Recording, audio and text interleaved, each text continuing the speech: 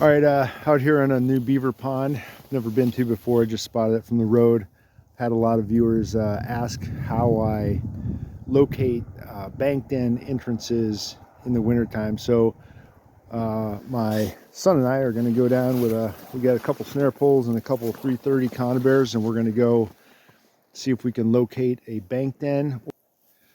Okay, we can see a very small beaver lodge out there that wasn't there last summer, so it was just built in the fall, September, October, and we can see a feed bed out in front of it. So looking around the pond, I'm looking for a higher bank, an obvious place where they might dig into, but they don't need a super high bank, just a couple feet above the surface of the ice. So because I have my waders on, what I can do is I can just walk along the edge of the pond until I fall through, and that's a good indicator of where the banked in is.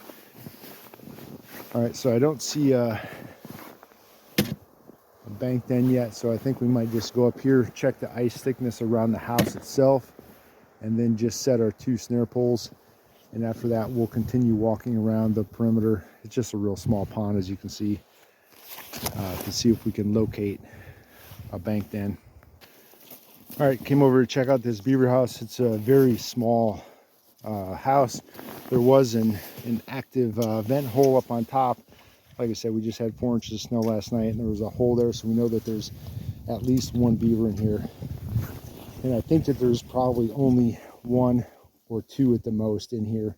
But it looks like after they built this house this past fall, this October, the water level dropped. I don't know if you can tell, but there's a little ridge here, and because the water level dropped, they had to add this little addition to their house to protect their entrance from freezing. And that's why the feed bed, you'll see some of the bigger sticks that should be under the ice, because that's a good food source, is actually above the ice, and that's because the water level, I believe, dropped about 1 foot.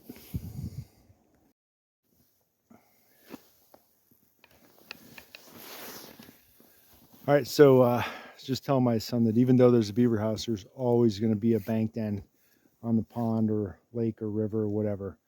But I think he had his doubts, because we walked like 90% of the way around the pond. Set those 2 snares, walked all the way around. It's not a big pond. It's obvious the water level has dropped at least 1 foot, this past couple months. And then walking up here and checking with my chisel, and it went right through. There's there's only about 1/2 inch of ice. And if I chop right here, there's 2 inches of ice, and then the water's only about 2 inches deep. It goes right into mud. But when I'm right here, I can step down. I got waders on, and it's probably about 15 inches deep, and the bottom here is really hard packed. It's just a narrow channel, just wide enough for my 2 feet, which is wide enough for a beaver. And if I go up to the right, it goes right up to really shallow water, a couple inches deep. And then in the middle of the channel again, it's about 15 inches deep. And then same on the other side. So we know that this channel here goes up into a banked in somewhere up there in the bank. So we can set a 330 conibear right here. All right, son's getting ready to put in a 330 body grip trap. It's not on there. Push it down. Yep, I'm working on it. Go ahead and slide the rings on, or in between, because I don't know how wide apart these are. Okay, watch where your feet are. So put your left foot there and then step over wide with your right foot. Yeah, so you don't fall through.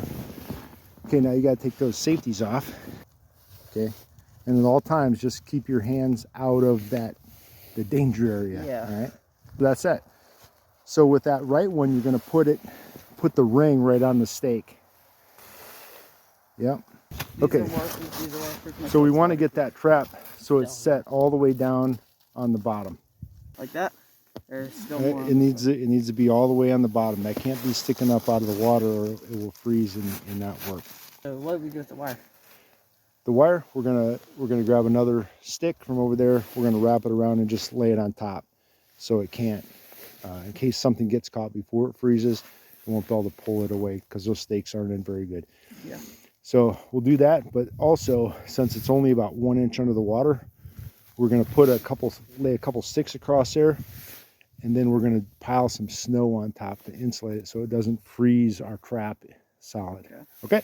All right, good job. All right, we're here the very next day.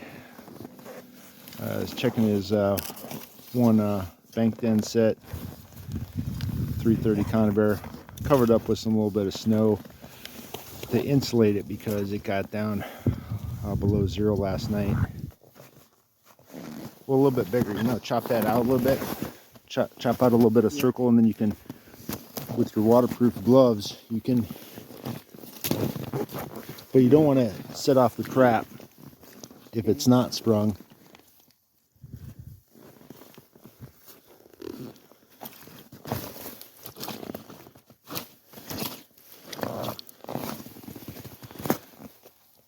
Okay, you can stick the ice chisel straight down there, really slow and gentle, because you can't set off the trap if you're just sticking it straight down. So just put it down a little bit, and then you can move it to see.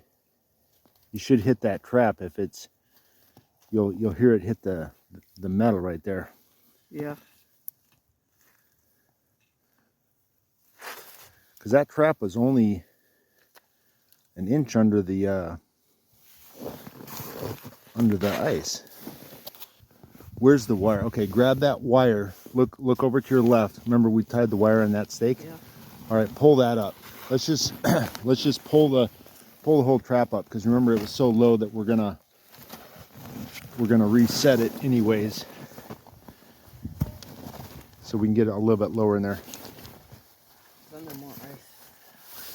All right, so you don't want to hit any metal with your ice chisel, it'll really dull it. So just gently chop out around that chain.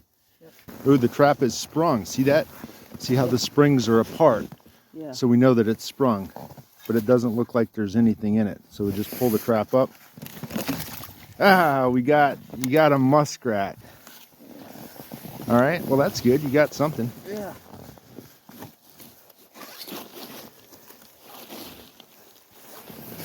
All right. First catch of this under ice season. He did trap some raccoon earlier in the fall. Son just got home from school, checking. He's got this one muskrat trap here, and then 2 beaver snares. There's a little tiny beaver house over there. Looks like there's maybe 1 or 2 beaver living here, but we know that there's a muskrat here because he already caught 1 muskrat. He had a 330 conibear sitting there, but it was too shallow. The 330 was freezing in because it was only like ½ an inch under the water. So instead, he just put a 160 there. You can just pull those stakes right up. All right. We can stick them back in. Yeah. Trap is sprung.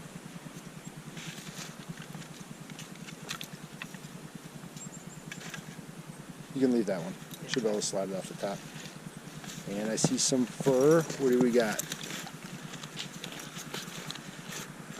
Looks like a muskrat to me.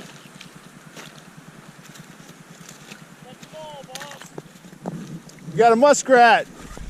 Got the local police chief up here checking us out. Just 2 rats. We're here at another pond just over the hill from that last one.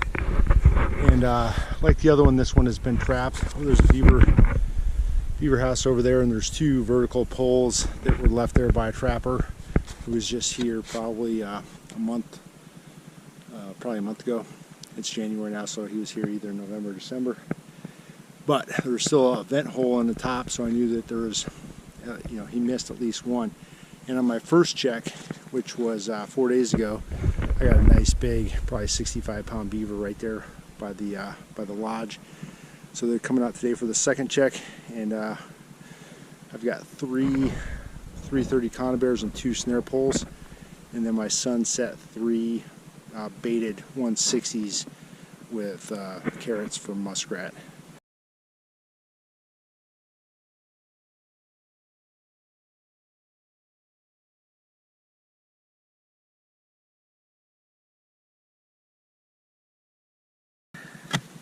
Looks like there's some fur down there, so my son has caught a muskrat.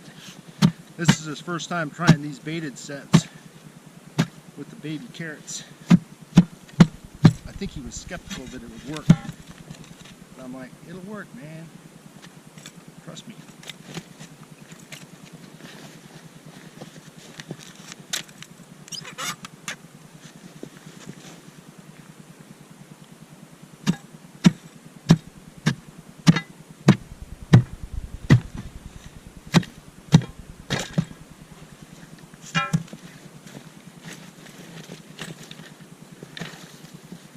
Look at that. Nice sized muskrat.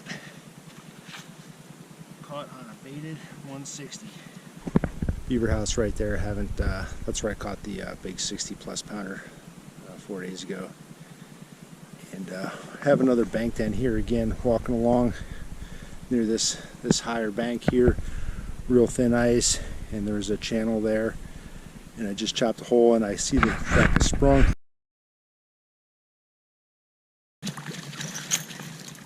And ooh, I see a little tiny, oh my God.